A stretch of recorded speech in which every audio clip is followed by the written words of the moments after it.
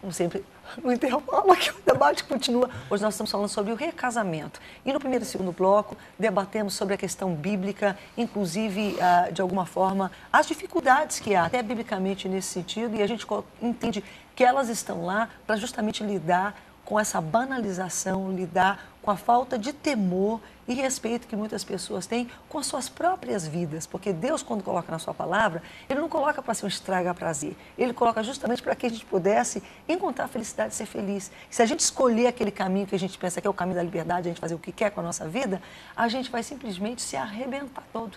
E Deus, então, coloca parâmetros claros. Nós sabemos, no entanto, que pela dureza do coração, ou como queira chamar, simplesmente há situações que terão um desfecho desfavorável, insustentável, simplesmente como foi o caso de vocês. No entanto, vocês conheceram a Deus, vieram para a presença do Senhor, foi quando vocês se conheceram. O que foi necessário? Isabel já começou a elencar e você estava começando, eu lhe interrompi, então agora eu lhe devolvo a palavra. O que fazer, então, para, se esse for o caso, Deus o livre, mas se for o caso, então como reconduzir de modo que você não incorra nos mesmos erros, daqui a pouco aquele também não dá certo, depois o outro não dá certo, porque a gente vê muito isso na sociedade de hoje. Eu quero dizer primeiramente que o nosso exemplo, Rebeca, porque tem muitas pessoas nos ouvindo nesse momento, ele não é o melhor exemplo, tá? Eu quero dizer que isso foi uma exceção. Por quê? Porque assim como, num determinado momento da nossa vida, fizemos a escolha de nos separarmos, nós arcamos com essas consequências. E sofreram muito por ela. E sofremos, e até hoje sofremos, principalmente eu. Né? Porque quando você se separa, você Deixa eu explicar um pouquinho, gente, que quem está assistindo agora, Isso. porque ele tem 2 filhos, a Isabel não tinha filhos e ele tinha 2. Quando você abre mão de uma relação, e essa relação, ela tem como fruto filhos, então você olha para aquelas crianças como sendo a herança do Senhor. Que elas são, que elas não são têm e continuam culpa. sendo. Né? Isabel contou há pouco que um desses meus filhos agora nos deu uma neta, linda, maravilhosa, que está na cidade de Miracema hoje, no Rio de Janeiro. Né?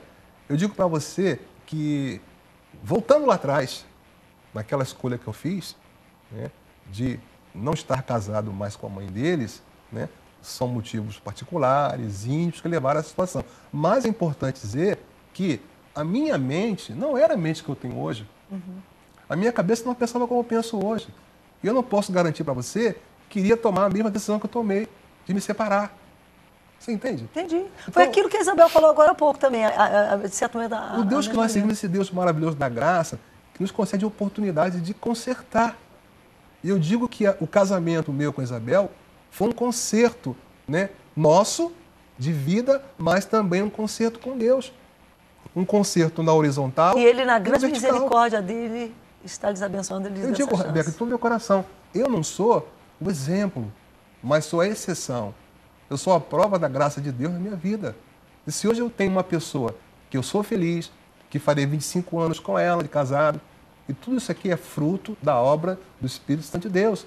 Eu digo que isso pode acontecer, né, com raras exceções na vida de algumas pessoas que estão pensando, talvez hoje, em se separar. Deixa eu só dizer uma coisa para vocês, que eu me sinto, e eu já falei várias vezes isso aqui no Cabeça para Cima, e vou dizer de novo, que, caro, eu sei que não é o caso de vocês, mas eu já conheci várias pessoas, e geralmente essa admissão, ela ocorre quando novamente numa segunda ou numa terceira, ou sei lá que relação, as coisas começam a desandar de novo. Porque finda que vocês estão nessa mesma posição, né? A gente na atividade pastoral, existem conselheiros, psicólogos, outras pessoas também que atuam ajudando pessoas, famílias, fazendo terapia, e na atividade pastoral a gente faz muito isso. E eu já ouvi isso várias vezes, e para mim quebra o meu coração, cada vez que eu ouço.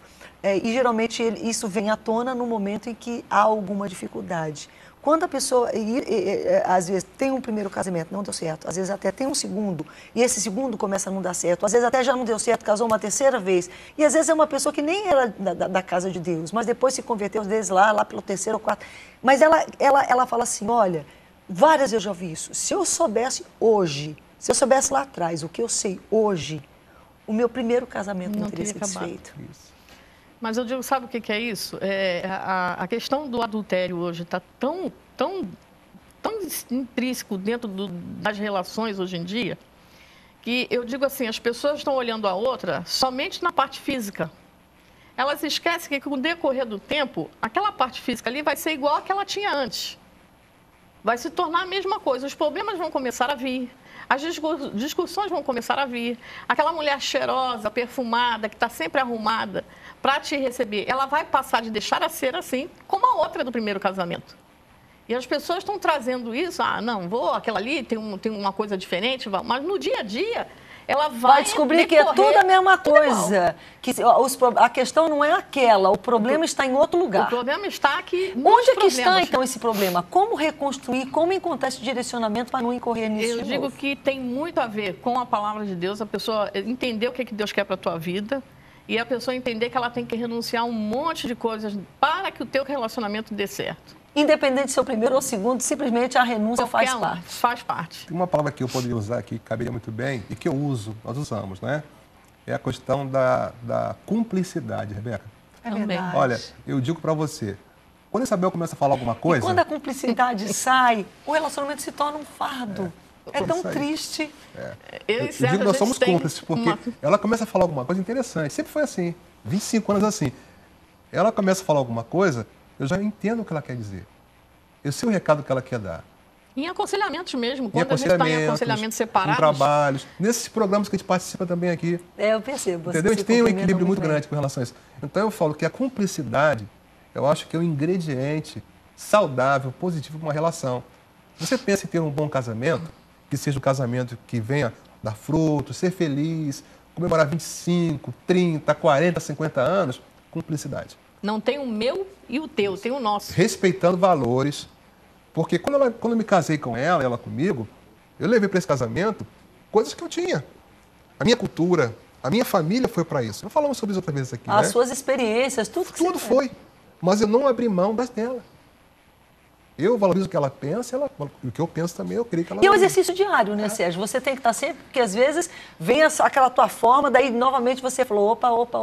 Eu pelo menos para mim, algumas coisas são mais fáceis. E outras, elas muito mais são mais difíceis. Você tem que estar sempre ali exercitando. Eu não tenho que concordar exatamente com ele em tudo. Você tem que estar exercitando e trabalhando para tentar lidar com essa questão do nosso. Isso. Não o teu nem o meu, mas o nosso. Eu acho que o segredo é esse. Se você quer manter um casamento que seja forte, sólido, a questão é ser alguém que respeita o outro. Respeitar em todos os sentidos, né? Porque o ser humano pode ser visto somente, né, na questão teológica, porque a gente está falando aqui para casais de diversas religiões aqui. A Bíblia diz, mata. O Espírito vivifica.